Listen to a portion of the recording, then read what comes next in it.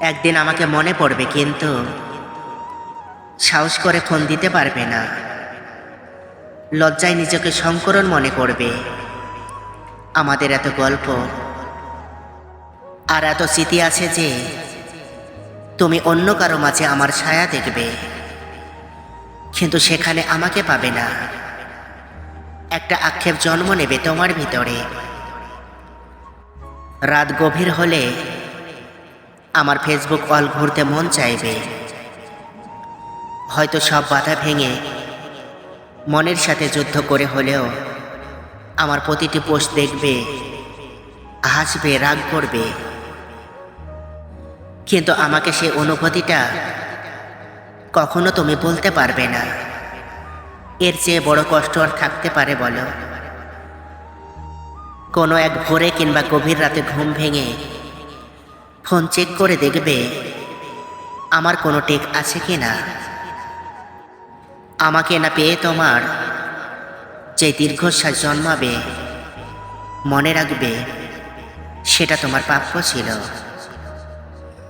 আমি তো কোনো অন্যায় করিনি। এখন যেভাবে থাকো, যতই সুখে থাকো, যতই ভালো থেকো, আমি জানি আমাকে তোমার মনে পড়বে। কারণ আমি তোমাকে ঠকাইনি। তোমার জীবনে এখন কাটানো প্রতিটি সুখময় মুহূর্তে আমি ঠিকই থাকব। তোমার মস্তিতে একটা কোণায় যে বা যাই থাকো, তোমার সাথে এর চেয়ে শান্তির আর কি হতে পারে। আমাকে কষ্ট দেওয়ার প্রতিটি পাপ তোমাকে ঘিরে ধরবে। একদিন তুমিও সুখী হবে। একদিন তোমারও আমার জন্য কাঁদতে মন চাইবে, কিন্তু সেই দিন তোমার চোখে পানি আসবে না। এক শীতে সমুদ্রতে চান করতে যাবে, সাথে হয়তো তোমার প্রিয় মানুষটাও থাকবে, অথচ সেখানে আমার থাকার কথা ছিল। এক জ্যোৎস্না রাতে আকাশে দেখে তোমার চোখের কোণায় পানি জমবে। এত সুন্দর রূপালী জ্যোৎস্না আমাকে ছাড়া দেখবে, আর কষ্টটা তোমাকে চাপতে ধরবে না। এটা কি করে হয় বলো তো?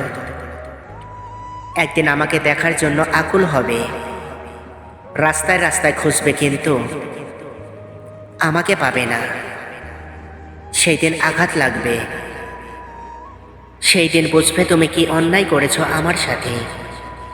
একদিন বুঝবে ভালো একটা সম্পর্ক শেষ করে কেউ কখনো ভালো থাকে না।